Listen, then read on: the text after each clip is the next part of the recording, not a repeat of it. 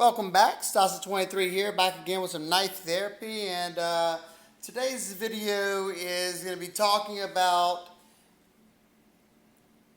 the company that, in my opinion, is the best budget blade company out there on the market today.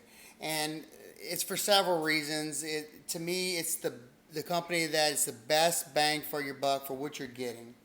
And those knives are Kizer's Tangra models series, whatever you want to call it. They're like Tangra line, and this was the first Tangram. Or actually, this guy was the first Tangram that I've ever gotten. This was before they even launched. They even came out on the market.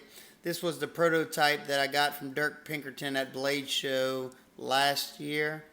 And you can see it says prototype right there. And when I saw this one and handled this one, and he told me that this is how they're gonna be, I already knew they were, doing something really good for the money. Especially when he told me this guy was gonna come in under 40 bucks, I was absolutely amazed. But like I said, this was the first one that I bought after that I was, planning on using hard. This one being a prototype, I am not gonna lie, I don't use it a whole lot because I can get, I can buy the regular version, which I probably will buy pretty soon. But this one I've used, I've abused, I've tested, and it's done excellent. You can go back and watch.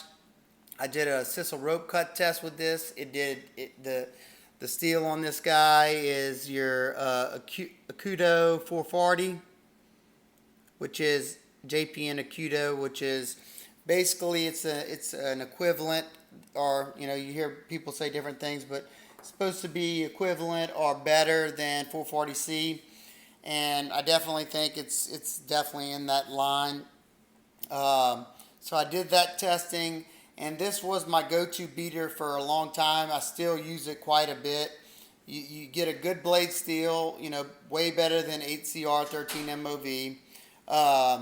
You get a nice finish on there, and as you can see, I added my own swedge. I thought that's the only thing that it was missing. But I think this guy cost 30 bucks, and for $30, I can understand why I didn't have a swedge. So like I said, I added that swedge to it because I didn't feel guilty. It wasn't a super expensive knife. Then you come back and you have some nice G10 handle slabs. Nicely done hardware. You can look in here. You got milled out pockets in the liners of this liner lock. And then the action on this guy is another thing that just completely stood out. Set it over the top. I mean, watch this. I mean, free dropper. And look, I mean, just rockets out. It's gotten smoother and smoother over time. Absolutely love the action on this knife. It's in my top 5 smoothest budget folders, no doubt. It beats out a lot of bearing knives that I have. They just did things right. You got pretty much polished liners on there. You have a nice deep carry clip. Of course, they didn't recess the screws, but you still got a deep carry clip. Ergonomics are very good on this knife.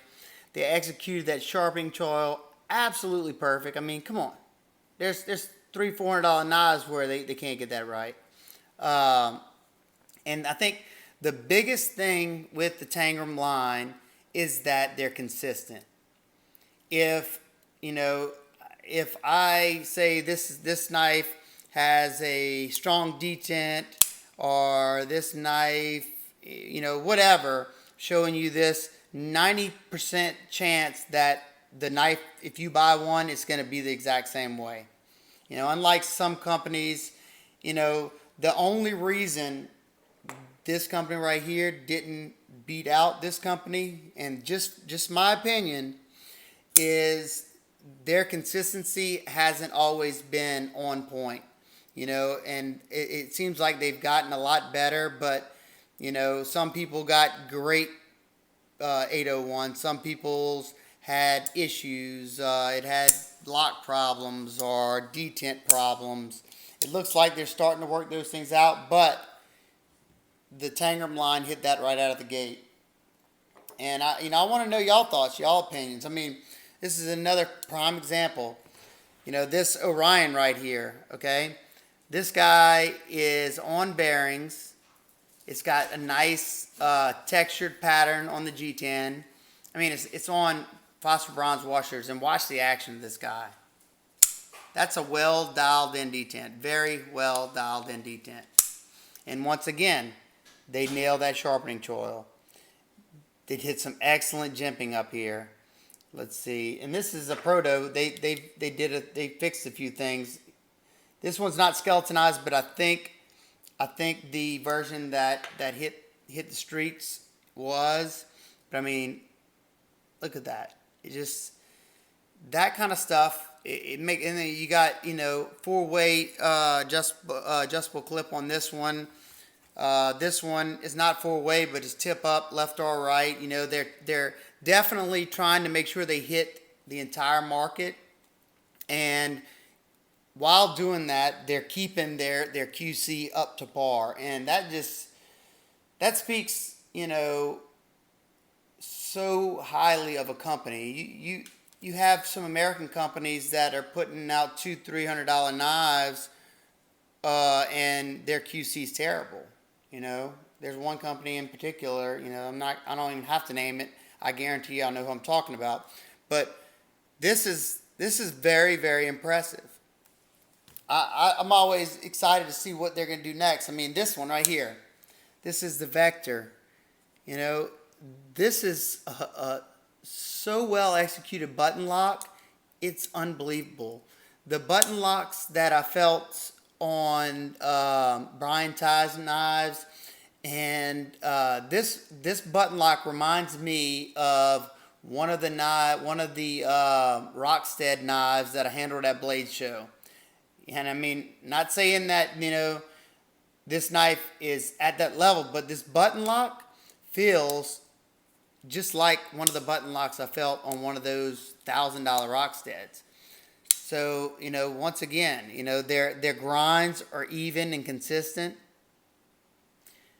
The blade steel, like I said, is good. It's a great EDC steel. It's not the best in the world. It's easy to sharpen up. It's easy to maintain. These are like I said, my thoughts, my opinions, but I think I got a pretty compelling argument because, whenever you have some of these other budget companies that, they say they put out some nice budget stuff at some good prices, but their quality's hit or miss. That's usually the case. Or you're gonna pay in the upwards of $50 to $100 for a so-called budget knife to get those great tolerances in QC that you want to see.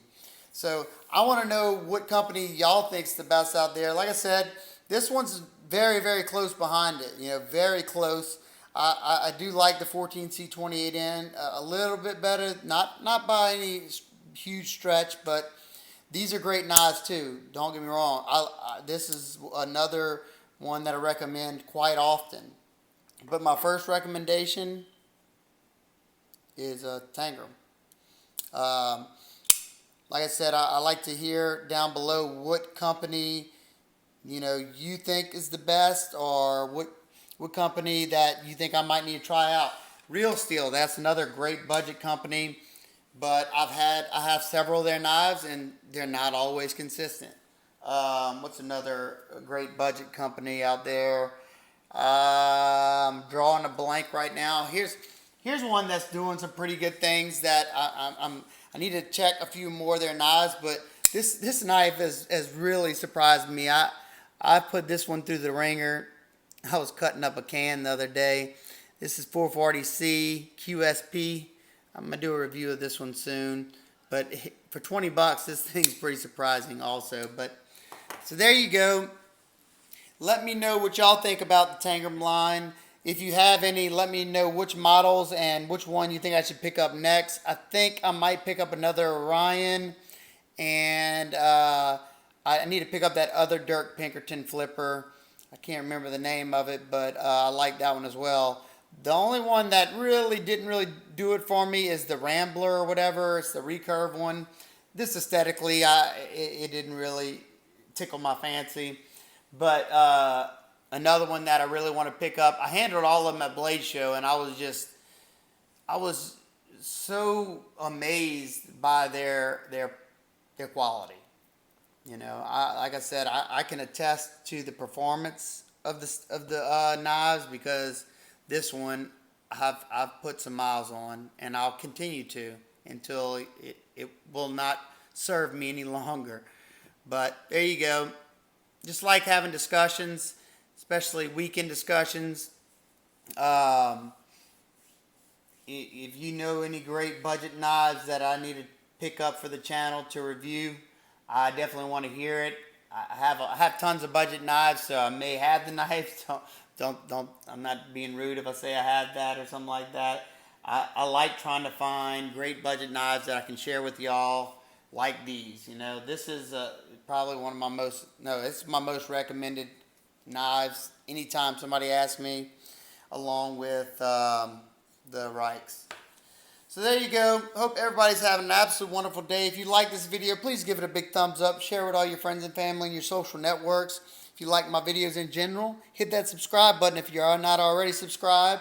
And while you're at it, hit that bell button so you'll be notified anytime I have a new video. Especially, I'm creeping up on that 2,000 subscriber marker.